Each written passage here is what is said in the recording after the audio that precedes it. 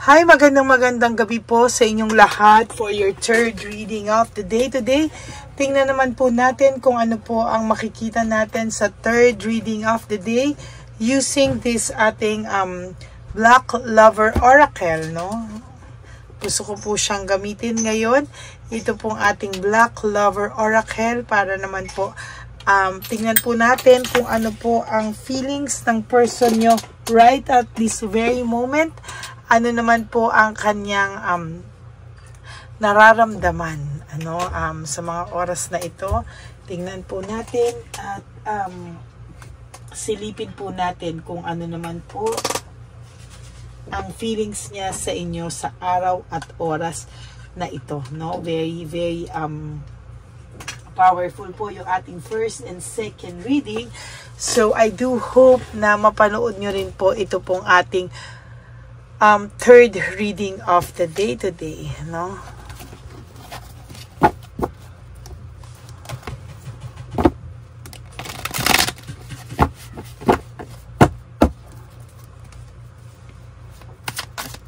Okay.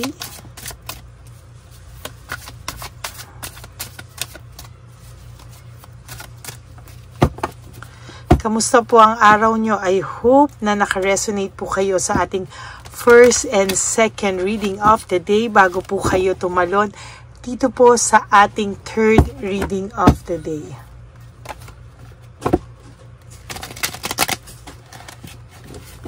So, pili na po tayo ng 10.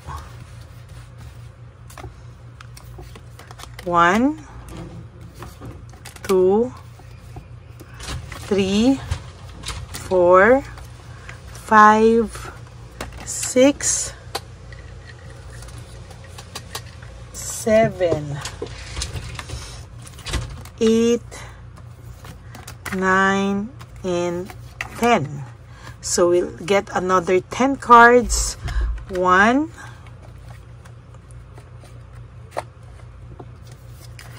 2, 3, 4, 5, 6, 7, 8, 9, and 10. Okay, tabi muna po natin tong ating hindi napili.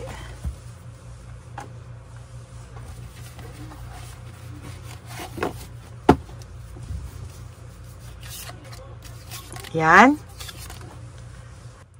Okay.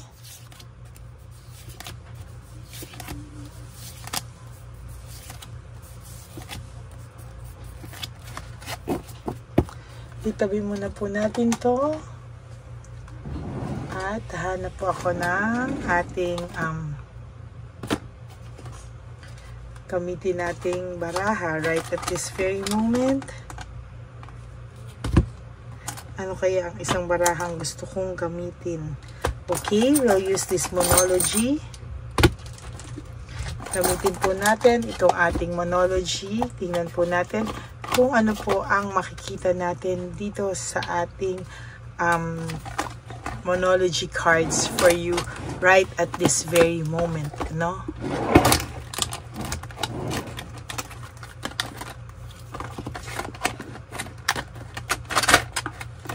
Okay, saglit lang po. Inayos ko lang po.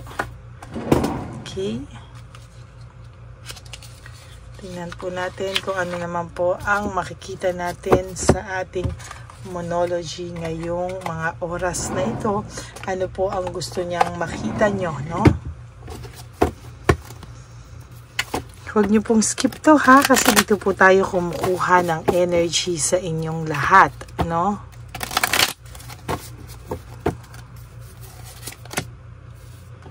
Adjustment are required, no? So, ang nakikita ko po dito ay gusto po ng Divine Universe ay kahit papano ikaw ay magkaroon na or mag-adjust na sa iyong life, no? The more po kasi na nag-a-adjust ka, the more po na ikaw ay recover unti-unti, and the more ka nakaka-recover, no, habang ikaw ay nag-a-adjust, sabi nga dito, adjustment are required, ay yung energy naman po niya yung gaining momentum. Meaning, the more na ikaw ay nagfo-focus sa iyong sarili, makikita mo po no, na yung energy ay papunta sa kung ano man po yung gusto mong mangyari sa buhay mo, or kung ano man po yung minimithi-mithi mo. Kailangan daw po ay i-release mo. What do you need to release? I-meditate mo po yung mga kailangan mong i-release, at sa nakikita ko po ay maganda po ang kapalit nito, no? At nakikita rin po dito na medyo yung emotions kapag sobrang taas or running high, yung pataas na pataas yung emotions mo, talagang kailangan mo yang i-release lahat, no? Kailangan mo yang i-release lahat para dumating ka, para po, kasi habang na yung emotions mo are too high or running high, nothing will come out of the situation. Parang nauusog mo yung mga bagay-bagay, or pag the more na pilit, no, parang umuurong, no? Kung kailan minsan na malapit na po sana yung conclusion o yung parating na sa iyo, ay parang nawawala po, no? Or parang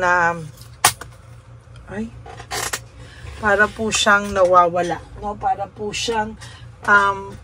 siyang nauusog ng tadhana, no? So kailangan po ay talagang makita po natin na mas maganda po is i-release mo, no?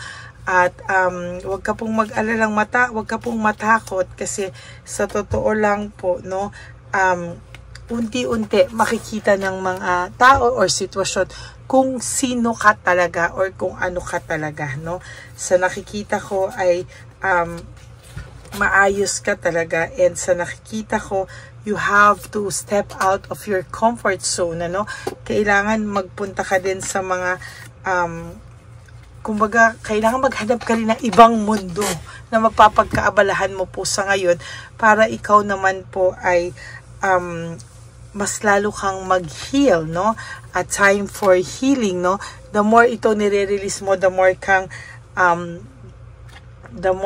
nag-heal. And sabi nga po dito, you have to surrender everything to the divine universe, no? 1, 2, 3, 4, 5, 6, 7, 8, 9, 10. So, yan po ang inyong 10 cards for our Moonology, ano? So, tingnan naman po natin kung ano naman po ang feelings, current feelings na binunot natin kanina ng inyong person right at this very, very moment. Okay? Sabi po dito, for your first card, how could you ever forgive the mess I've made? Paano mo daw po ba mapapatawad, ano? Nag-iisip po siya kung sa laki po ng kasalanan niya ay mapapatawad mo pa daw ba siya, no? Sabi po dito, how could you ever forgive the mess I made? Parang siya din po mismo, hindi niya po alam kung saan at paano mo siya mapapatawad, ano? Knowing that itong person na ito ay talagang naging matindi po ang kasalanan niya sa iyo, parang tumindi po talaga yung kanyang marami po siyang nagawa sa iyo na hindi niya po alam paano niya ngayon babawiin, ano?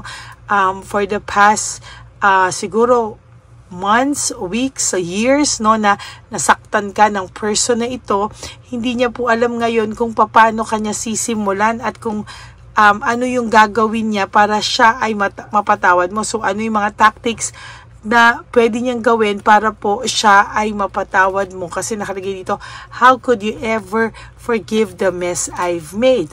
Ayan ang sinasabi ko, ano po talaga yung aking energy sa ating baraha talaga. Sabi niya, I don't know where to start. Hindi niya po talaga alam kung saan po siya talaga magsisimula. Hindi niya po alam kung papaano po talaga siya makakalapit, makakapagsimula. And to be honest, hirap po talaga siya, no? Sabi niya nung una, ikaw kasi yung sinisi niya. And from there, doon po ay hirap na siya, kasi hindi niya po alam kung paano niya po babawiin lahat yon. That's why ngayon po, sabi niya rito, emotions overwhelmed me, no? Parang ngayon ay kinakain po siya ng sitwasyon. Kinakain po talaga siya ngayon ng hindi mo talaga masasabi, no? Pero talagang kinakain siya ng emosyon. Sabi niya nga, hindi mo siya dapat trinit ng ganon dahil hindi naman niya deserve, no? Don't treat me the way you do, I don't deserve it. Yung pagtrato mo sa kanya na tinulungan mo siya, sinuportahan mo siya sa lahat, ay talaga naman pong tumanim sa kanya at naiisip niya po ngayon na hindi niya po deserve ang someone na katulad mo na talagang ayan, you were right. Lahat po ng sinabi mo sa kanya ay ikaw po talaga ang tama, no? Hindi niya man po yan, hindi niya po yan kayang bawiin, dahil hindi niya po kayang lunukin yung pride niya ngayon na ikaw yung tama sa lahat, at talagang ang dami niya pong ginawa na nakasakit po talaga siya sa iyo, no? The passion is too much ngayon po, sobra po yung passion na nararamdaman niya, sobra po yung parang naiisip niya po talaga ngayon na ibang-iba ka sa lahat po ng nakasama niya at totally, sabi niya, parang hindi na niya kaya ito, no? I can't take this anymore. Parang lagi kang gumugulo sa isipan niya, lagi pong laman ka din ng isip nitong taong to sa ngayon, no? Lately, ikaw po ang laging laman ng isip niya na hanggang sa panaginip ay napapaginipan ka niya, kaya minsan po ay napapaginipan at naiisip mo rin po siya, no? Sabi niya, hindi siya makalapit sa'yo kasi hindi niya alam kung ano sasabihin niya sa'yo, anong ipapromise niya sa'yo, na maniniwala ka pa, parang I cannot promise you anything. Parang wala siyang pwedeng, i-wish or gawin, or i-promise na mababawi niya pa lahat ng mga sakit na ibinigay niya sa'yo. Sa totoo lang po, this person, hino-hold niya lang po yung true feelings niya sa'yo dahil sa totoo lang po ay hindi niya po alam kung paano po ang gagawin niya, no? Sabi niya nga po dito, I can't let go of you. Hindi ka po niya ma-let go at ngayon niya po nare-realize na life without you is hopeless, dark, and depressing. Namimiss ka po ng taong to. Yung buhay niya po ngayon, sabi niya, nakakaramdam po siya ng hopeless case scenario, no? Para pong nahuhopeless na siya na parang ayaw niyang gumawa ng way muna kasi baka pumalpak na naman at lalo ka lang lumayo sa kanya. Pero one thing is for sure na ikaw ay namimiss niya. Sabi niya nga dito, I can't make a decision. Hindi pa siya makagawa ng desisyon, natatakot siya na hindi ka na niya mapapasaya, no? Sabi niya, will this ever change? Mababago pa daw po ba ang sitwasyon niyo at matatapos daw ba lahat ng mga sakit na nararamdaman niya ngayon, ano?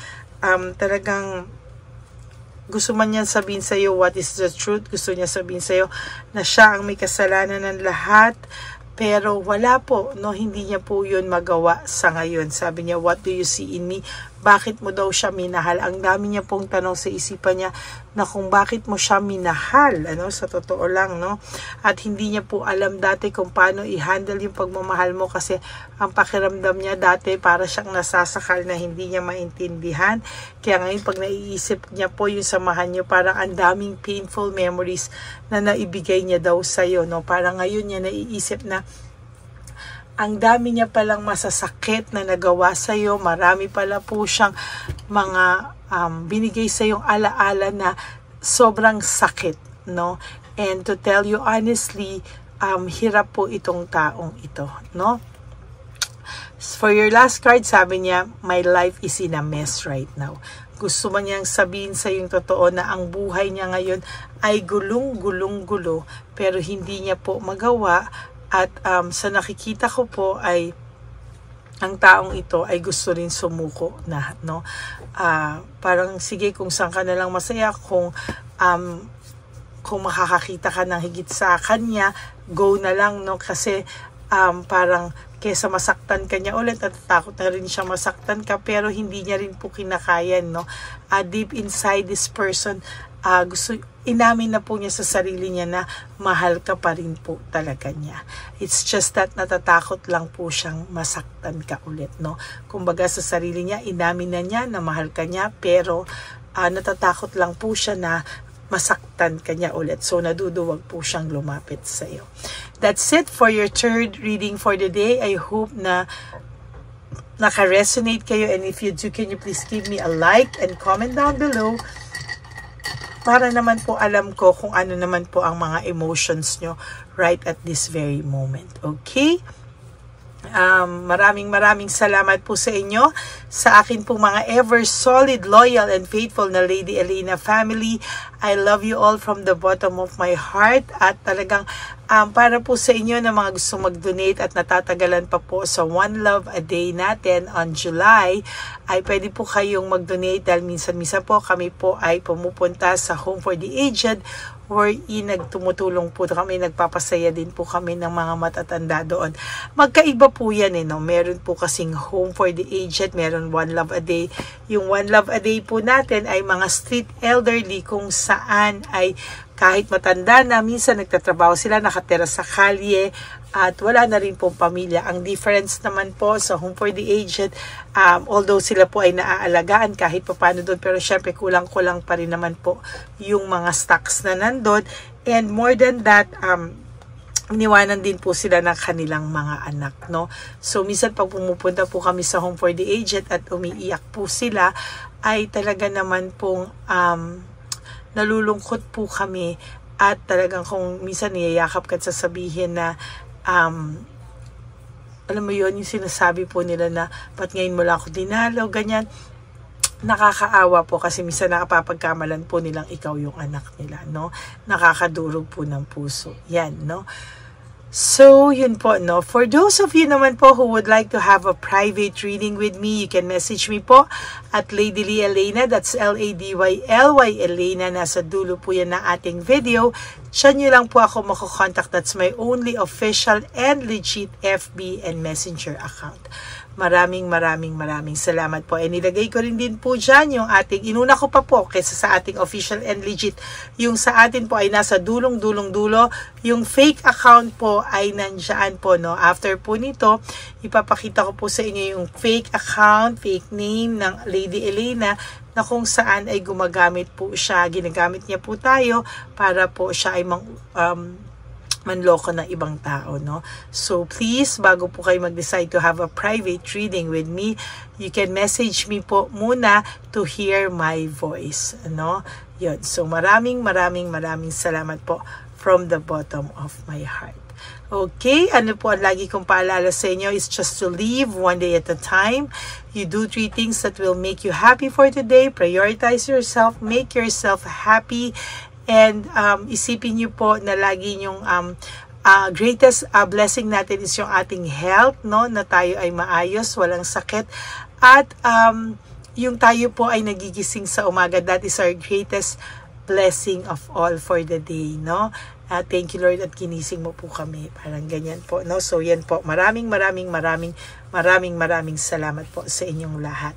And of course, you always have to forgive yourself, to prioritize yourself, and always choose to love yourself, because self-love is still the best love of all. And you have to realize that life is so short. Don't make it shorter by stressing yourself from all the pains and heartaches na binigay sa inyo na kahapon. Just surrender everything to the divine universe and just let go and let God write your life and love story.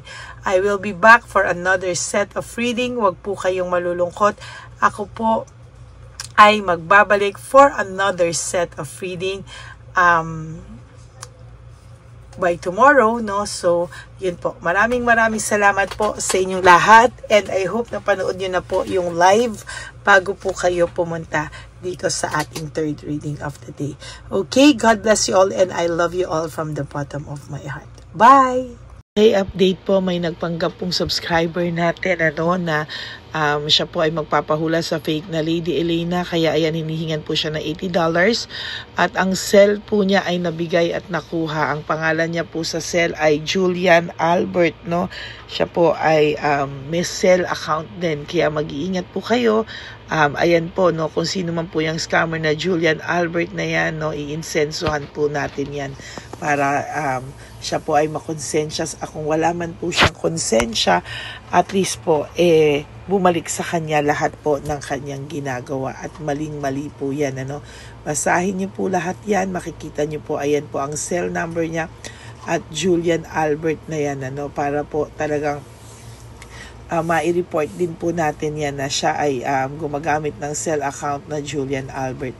Mag-ingat po kayo. Ayan po yung number niya. Ayan po yung pangalan niya. Huwag po kayong magpauto. Nakita nyo naman po, no, napakalayo po ng pangalan ko sa pangalan ng pinagsisendan nyo po ng account o ng pera. Kaya mag-ingat po kayo at beware sa scammer na to. At talagang ayan po, pinost ko po ang kanyang pangalan dito para maging babala po sa inyong lahat. Maraming salamat po. At mag-ingat po kayo, pakireport po ang page na yan, ang messenger niya na Lady Elena. Maraming salamat po and God bless you all. Ayan, sa susunod po makikita niyo yung account niya na ire-report niyo. Salamat po na marami.